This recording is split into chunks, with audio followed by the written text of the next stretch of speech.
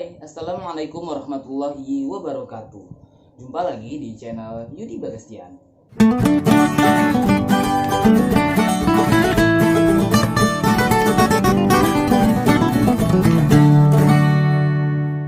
Hari ini kita kembali lagi bahas soal matematika. Insya Allah masih terus ya istiqomah, mudah-mudahan bahas terus.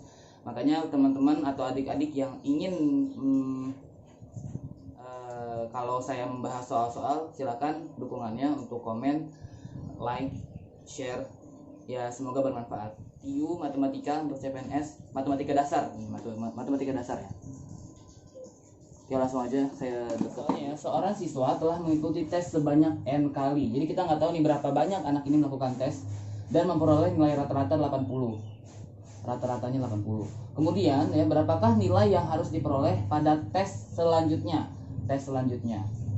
Agar nilai rata-ratanya menjadi 82. Terus di option ini kagak ada angka yang jelas ya, semuanya masih berupa misteri, masih berupa kode.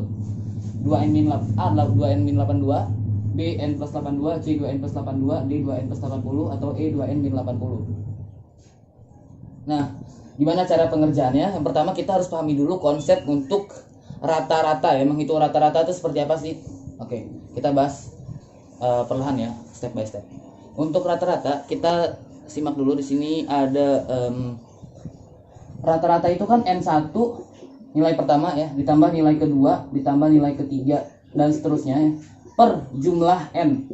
N-nya ada berapa? Nilainya ada berapa? Ada berapa banyak nilai gitu. Berapa kali tesnya. Nah, sama dengan nilai rata-rata. Nah, jadi N ini artinya nilai rata-rata ya. N bar ini artinya nilai rata-rata. Saya menyebutnya menulis nilai rata-rata dengan simbol ini ya, nilai rata-rata. Jadi N bar ini artinya nilai rata-rata. Ini sigma N artinya banyaknya nilai ya, banyaknya nilai atau jumlah nilai, banyaknya nilai. Ini N1, N2, N3 ini nilai pertama, nilai kedua, nilai ketiga, dan seterusnya gitu.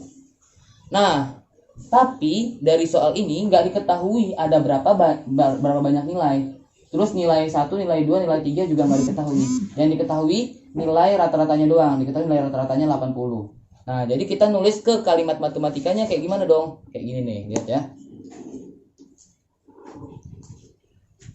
Jadi, diketahui seorang anak ya telah mengikuti tes sebanyak N kali. N kali ini berarti jumlah ya, kita nggak tahu nih. Kita sebut aja sigma N ya. Terus memperoleh rata-rata. Saya nyebutnya tadi N bar ya. N bar, saya nyebutnya N rata-rata gini ya, 80. Terus berapakah nilai yang harus diperoleh pada saat tes selanjutnya? Nilai saat tes selanjutnya berarti kan nilai plus 1 ya. N ini kan nilai ya. Terus selanjutnya berarti N-nya ditambahin 1 karena nilai selanjutnya ya. Kita sigma N plus 1 gitu ya. Sama dengan rata-ratanya ya. Rata-ratanya harus menjadi 82 ya. Rata-ratanya harus jadi 82. Setelah ulangan lagi, nilai rata-ratanya harus menjadi 82. Nah, gimana caranya setelah kita buat dalam bentuk matematika kayak gini? Ya, paham. Kita juga udah pahamin konsep jumlah rata-rata ya, menghitung rata-rata seperti ini yang di atas. Ini konsep nilai untuk rata-rata. Nah, kita hubungkan nih sekarang. Oke, untuk yang pertama, kan kita nggak tahu nilainya berapa, nilai pertama berapa, nilai kedua berapa. Jadi kita sebut aja nilainya 80 semua ya. Dan karena kita nggak tahu jumlahnya berapa kali dia latihan, tesnya berapa kali, jadi kita sebut aja N gitu ya. Jadi kan seharusnya 80 tambah 80 tambah 80 gitu ya. Karena rata-ratanya 80, jadi kita sebut aja 80 tambah 80 tambah 80 per, kalau misalkan 3 kali berarti 3N. Karena kita nggak tahu jumlahnya berapa, jadi kita sebut aja 80 kali N ya. Per N. Kita nggak tahu jumlahnya berapa, jadi kita sebut aja semuanya kita ratakan jadi 80. Sama dengan 80. Kan seharusnya begini nih, ya kan? Nah, selanjutnya dia nggak tahu nih kalau misalkan nilai berikutnya harus berapa ya supaya jadi 82. Tapi di option di pilihan jawabannya itu bukan berupa angka. Jadi kita harus bentuk perumpamaan matematika dalam bentuk variabel lagi. Jadi kita ganti 80N Ya, untuk yang 82-nya ini ya, kita ganti jadi 80N. Ya, rumus rata-ratanya kita ganti jadi 80N ditambah N plus 1. Gitu ya. Jadi kan ini kan yang pertama ini 80N. Ya, bukan yang pertama, yang sebelum-sebelumnya dia udah dapat total skor 80N. Terus skor berikutnya adalah N plus 1. Nah, ini yang bakal kita tanya. Yang ditanya itu 8N plus 1. 8 N plus 1 ini berapa ya gitu. N plus 1 ini berapa? Yang ditanyakan berapakah nilai yang harus diperoleh pada tes selanjutnya. Jadi nilai tes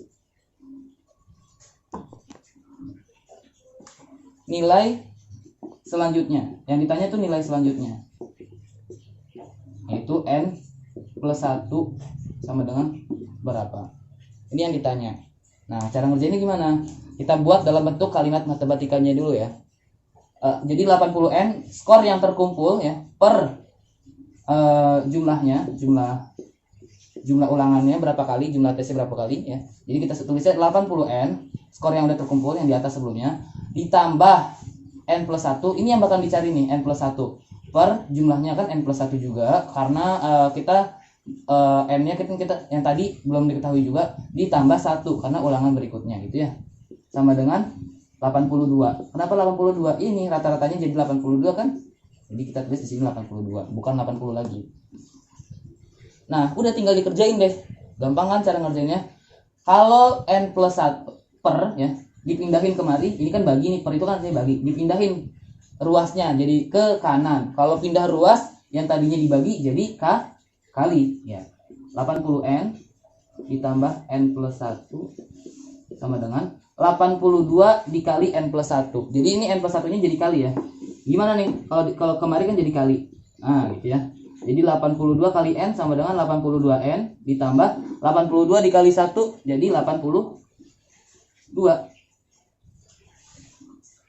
Nah kalau udah kayak gini udah kita kan mau tujuan utamanya kan mau nyari N plus 1 nih.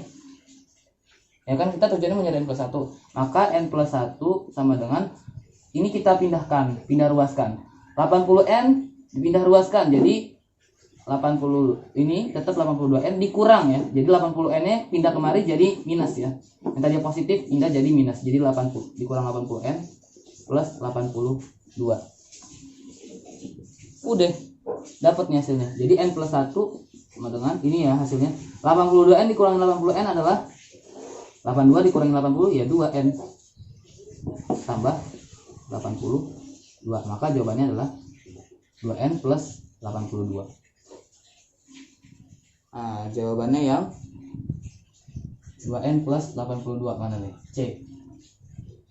Oke, sampai di sini videonya. Jadi yang susah itu adalah penafsiran dari bentuk kalimat bahasa Indonesia ke dalam bentuk kalimat matematikanya. Jadi kalau kita udah paham sama konsep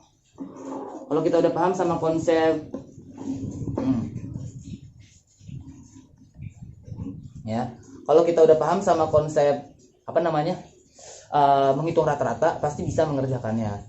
Plus ditambah lagi dengan banyak-banyak latihan soal. Semakin banyak kita berlatih, semakin banyak kita paham.